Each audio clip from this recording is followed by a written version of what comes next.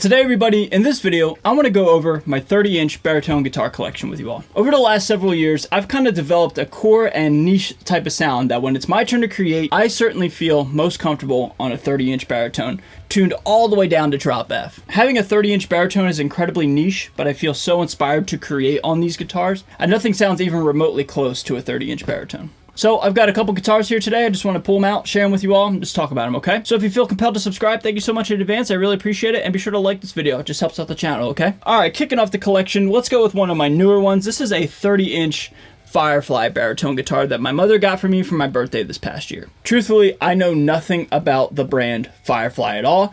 I just know that because of you guys were hitting me up in like my comment section and my DMs, and were saying, dude, check out the Firefly 30-inch baritone.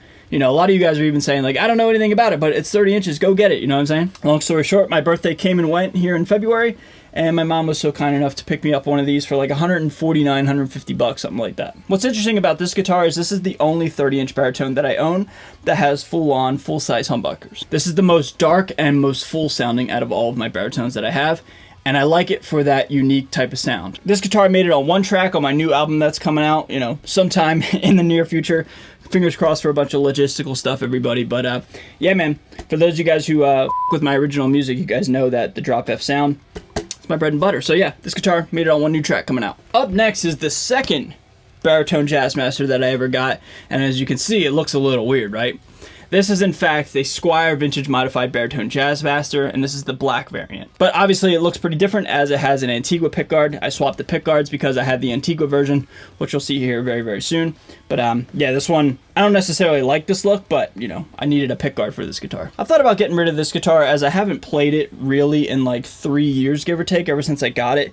It was always a backup for my number one, and it still is a backup, but now it's like sitting at like 5th string. But regardless, man, you know, these things are incredibly rare and desirable, and, you know, it ain't hurting anything for being here, you know what I'm saying? Up next is a guitar that I took on tour in 2022 all over the United States. This is my Balgar Toro 30-inch select custom guitar when I was at Balgar Guitars in Dorsey. And I always dreamed about having this one be a signature guitar with Balgar Guitars, but, you know, obviously that didn't happen, but it was cool to tour with it for the time being. And I've since swapped out the stock Balgar guitar pickups for the EMGs, but the EMGs don't sit up as high as I want them to, so like I need to get some sort of foam or something to raise them up. But this guitar is cool, man. Really unique opportunity, and thankful that Balgar Guitars allowed me to spec this out.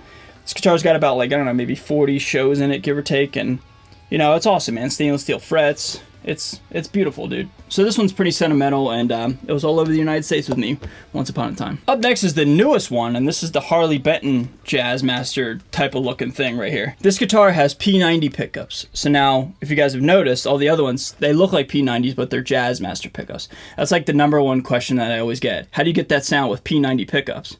Well, up until this guitar, I've never had P90s in a baritone Jazzmaster. Are they different? Yes, but are they that different? No, not at all. They're single coils, and they sound awesome, and they sound gnarly, right? I actually wrote a song with this one already, and I'm not sure if I'm going to use it for the demo or if I'm going to ship it off to somebody in particular to see if they want to do vocals on it. But regardless, man, this is my newest one, and I've still got to do a demo and a dedicated video on it.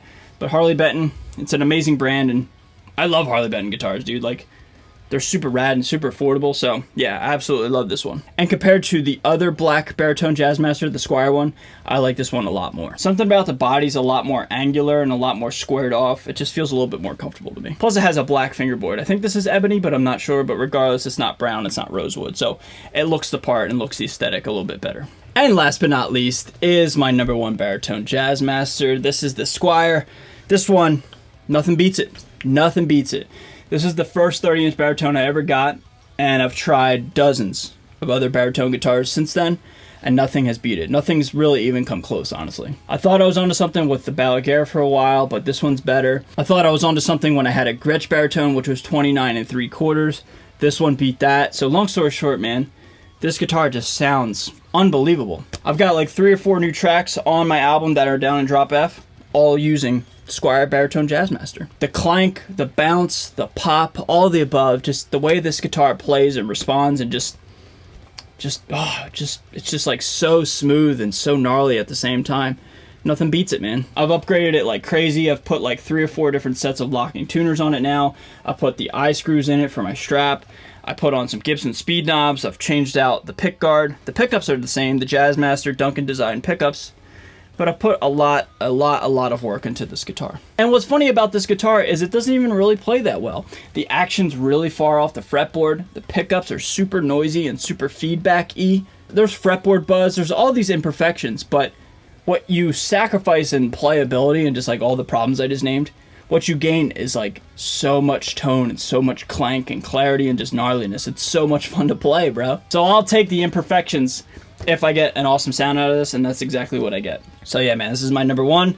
This is the bee's knees, bro. This is probably top 3 favorite guitars of all time that I've ever owned, man. So everybody, that's gonna do it for this video, man. Just a quick little video just talking about my baritones. I love it, man, and like I said in the beginning of this video, I've developed a core little kind of niche type of creative style with these things, so I love it, man. All right, everybody, be sure to follow me on Spotify if you haven't done so. Be sure to subscribe to this channel if you haven't done so. Like the video, helps out so much. Follow me on all my social media down below in the description. With that being said, I'm out of here. Y'all stay safe, stay healthy, stay metal. See you guys next time. Later.